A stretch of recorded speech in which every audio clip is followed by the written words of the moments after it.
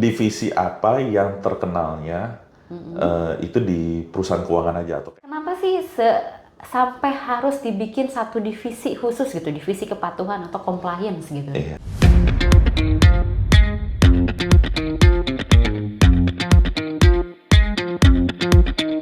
Halo Brances, kembali lagi di Bedpot di segmen 5 menit aja, singkat, padat, dan jelas. Nah, ya segantian. Sekarang aku mau main tebak-tebakan. Oke, apa tuh, Ri? Divisi apa yang terkenalnya itu di perusahaan keuangan aja atau kayak manajer investasi lah. Risk management. Kayaknya bukan keuangan juga ada deh. Iya, iya, iya. Legal? Itu lebih banyak lagi. Dokumen soalnya. Iya, semua perusahaan pasti ada legalnya. Oh, compliance sih, Ri. Betul, compliance.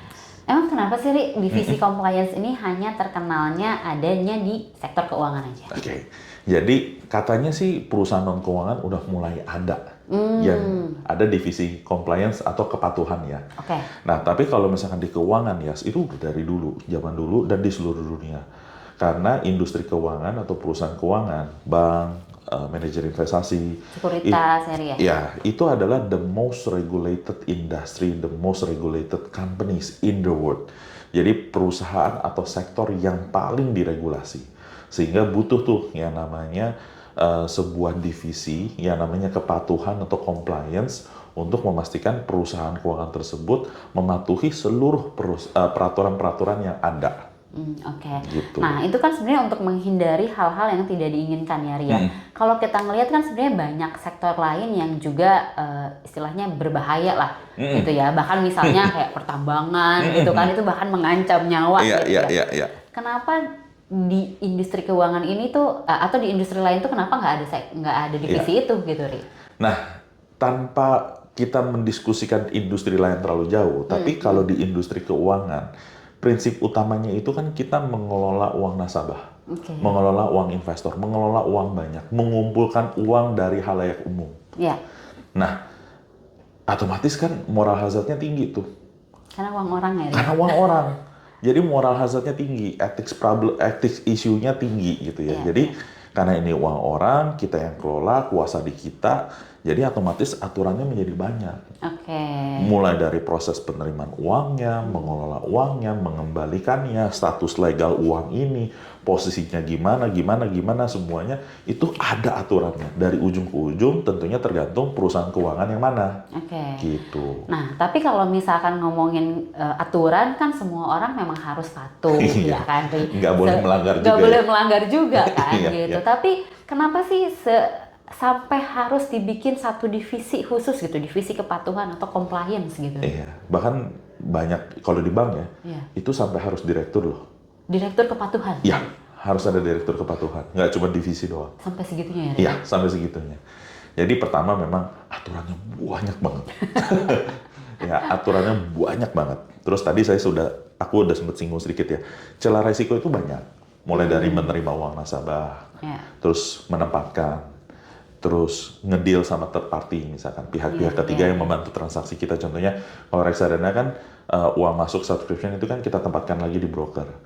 Deal-deal dengan pihak ketiga, terus bank custodian gitu ya, deal-deal pihak ketiga itu juga harus dipantau semua. Terus pada saat kita beli barang bener nggak dibeliin, terus pada saat kita jual barang bener nggak kita terima uang, terus harganya wajar atau enggak, terus kualitas apakah penempatan itu disertai dengan analisis yang mumpuni. Ya, jadi itu semua ada aturannya dan semuanya itu harus dipastikan kepatuhannya. Jadi semuanya akan diatur gitu. Betul, ya? karena bukan akan, sudah memang diatur gitu ya.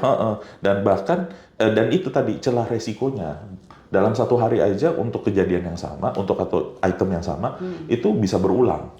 Nah, sehingga memang harus ada satu divisi khusus yang memastikan ini benar-benar dipatuhi. Ya, gitu. berarti investasi di reksadana ya udah lebih aman dong ya, Ri, ya, karena banyaknya aturan dan ada divisi kepatuhan ini. Betul, ya. Betul. Harusnya seperti itu ya, dengan segala macam peraturan yang ada, gitu ya, dengan divisi kepatuhan sebagai pengawasnya, gitu ya. Tapi bagi kita kalau di Batavia ya itu prinsip kehati-hatian dan kepatuhan itu kita tanamkan di seluruh divisi. Oke, nggak Jadi cuma kepatuhan ya Ria? nggak cuma bebannya kepatuhan sendiri gitu ya, karena sangat sulit sekali dong kalau misalkan semuanya reckless hanya satu divisi yang tukang cuap-cuap, tukang teriak-teriak itu akan sangat repot sekali.